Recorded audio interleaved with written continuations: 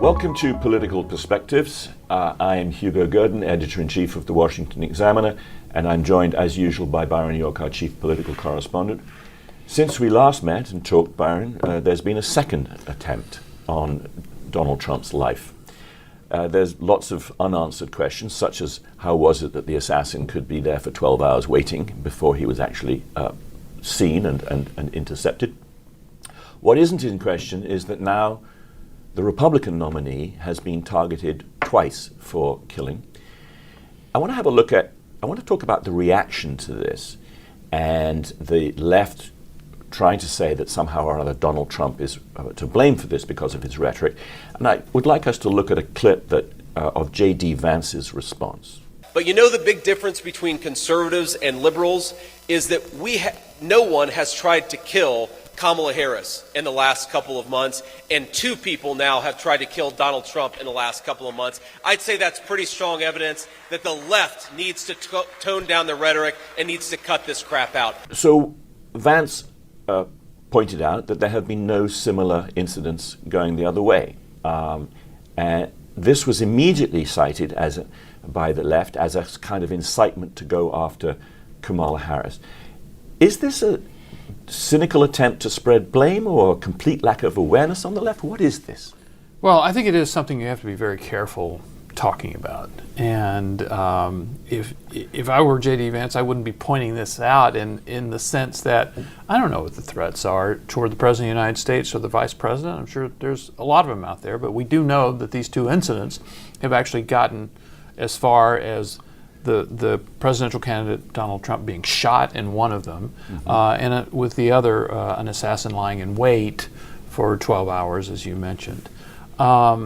Listen, I think that Trump has a point when he talks about the rhetoric on the left. And it's not just the threat to democracy, the existential threat that Trump poses allegedly to our way of life.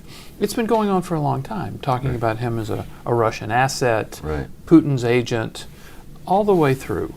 And I think what you have to worry about is that when an unstable individual, as the would-be assassin in this latest case certainly seems to be, who, by the way, is obsessed with a political issue, the war in Ukraine. Right. And I think he thinks that Donald Trump becoming president would be a terrible thing for what he wants to see in Ukraine. I think you have to worry about the effect that kind of rhetoric has on a nut like him. Right. I wonder, this is perhaps a very difficult question to answer about whether or not the rhetoric on one side is worse than on the other. It's perfectly clear that both former President Trump and President Biden have both used some kind of violent rhetoric. They've both suggested, Trump has suggested, beat someone up if they're trying to do something. Biden has said, if he were in high school, he'd beat Trump up behind the woodshed, etc. So there's a certain amount of violence in the rhetoric on both sides. But it is only, I think, there may have been some threats, but the President Trump has been targeted twice by an assassin. Back in 2017, the Republicans were targeted by a guy who shot up a baseball field, very, very nearly killed Chief Whip Steve Scalise. Is the rhetoric actually worse on the left, or is it just a coincidence that the murderers or would-be murderers have come from the left?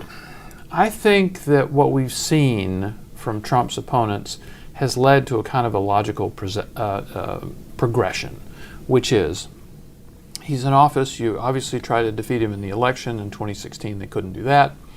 Then you began to investigate him, and then you impeach him. Then he is defeated in 2020, and you hope to, there was an effort after he left office to impeach him so that he would be disqualified from ever holding federal office again. Then you file all sorts of lawsuits trying to destroy him financially, and then you charge him criminally with the hope of putting him in jail. All of these are done with the hope of making sure that he cannot run and win the presidency in 2024. And it leads you to kind of a conclusion like, if all of that doesn't work, what's left? Right. So here you have that progression, and it's natural in people's minds. And believe me, Republicans have thought about this for at least a year, that, they're throwing everything they have at him. And if it doesn't work, what's next? Right. I want to come back to the repeated lie, most recently in my memory at least, repeated by Kamala Harris in the debate against Trump, relating to Charlottesville. A left-wing protester was killed by the driver, a right-winger, who was in a car. He drove into a crowd and killed somebody.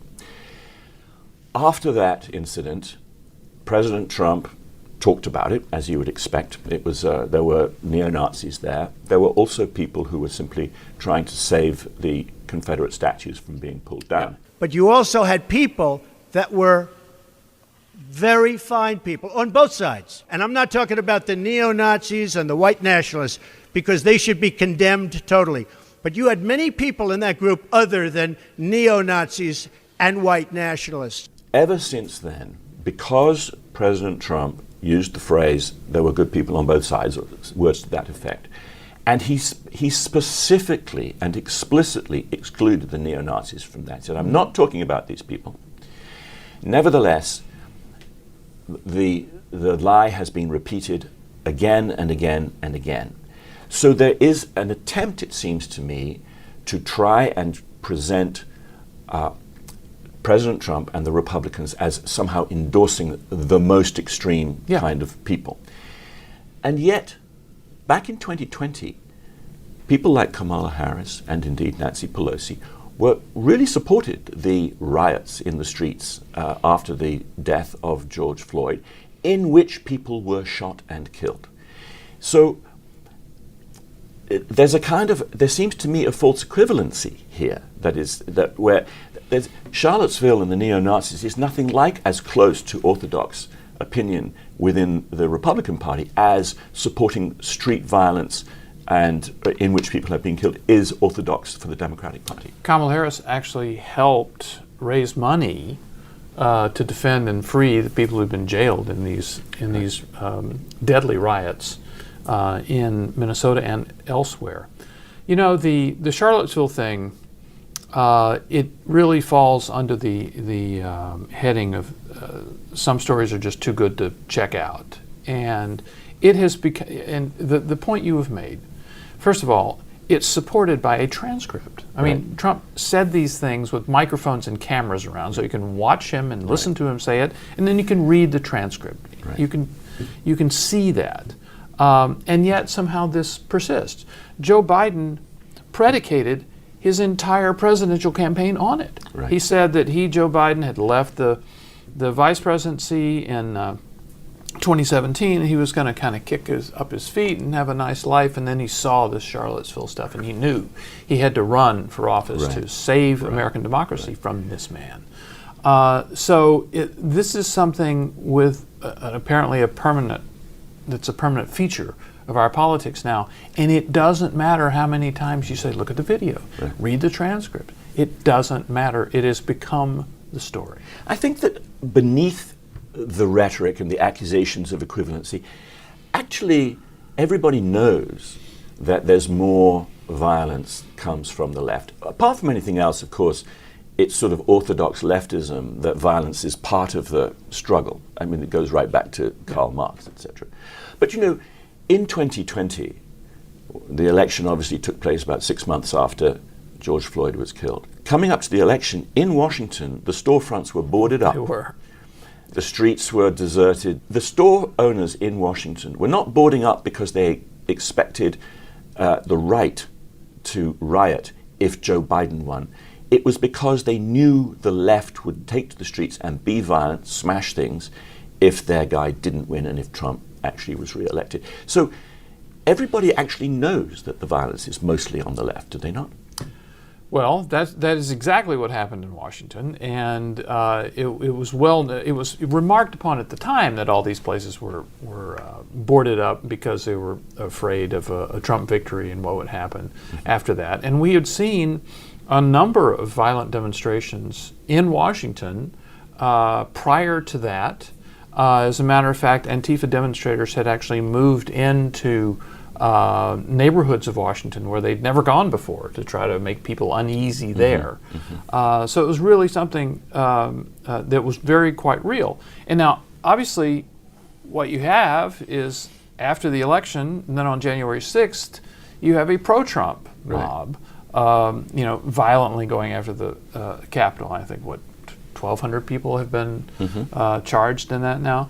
So it has been kind of a terrible progression. But you're absolutely right. When Trump was in office, the real fear was of the left. So, final question. I want to switch somewhat, but it's connected with this. President Trump has now been the subject of at least a couple of assassination attempts. There have been other security scares that I want you to talk about. But Trump has been tied up in court. The whole lawfare stuff. Trump has now, had a couple of attempts on his life. How much is this restricting his campaigning? A lot. You were making reference. There's a story in the Washington Post about other security incidents that we haven't heard about, as far as Trump is concerned. A couple of weeks after it was July 13th, assassination attempt in Butler, Pennsylvania. Trump is holding a rally. There's 20,000 people there. They're all ready to hear Trump, and the Secret Service is absolutely frantic. It appears that one person has gotten into the crowd outside the magnetometers. They don't know who this guy is, where he is. They keep Trump in a holding room for more than an hour as the crowd kind of waits and waits. And if you go to a lot of these rallies to cover them, a lot of times there is odd timing about this. Right. Sometimes they come out early, and sometimes there's a long wait. Well, in this case, it was a security wait. There was another event out west that Trump held, not a rally, but a kind of a press conference and televised remarks, where Trump was warned that it wouldn't be really safe to be standing in this open area. So he stands there for a little while and then leaves. I think it's more serious than crimping his style. I think if you add the lawfare campaign and now the assassination attempts, you have Trump on the one hand being stuck in a courtroom for a very long time, and also being financially drained by defending himself all of this time. And now you have him in many ways hunkered down to avoid assassination, and it is, they'll say they're keeping their schedule the same, but it is, I think, shrinking the schedule a bit. This is really an extraordinary effort to keep him from being president. And believe me, if he actually wins the presidency, and then there's a transition period, there will be huge efforts to try to keep him from assuming the presidency in January 20th of 2025. Yeah, well, it's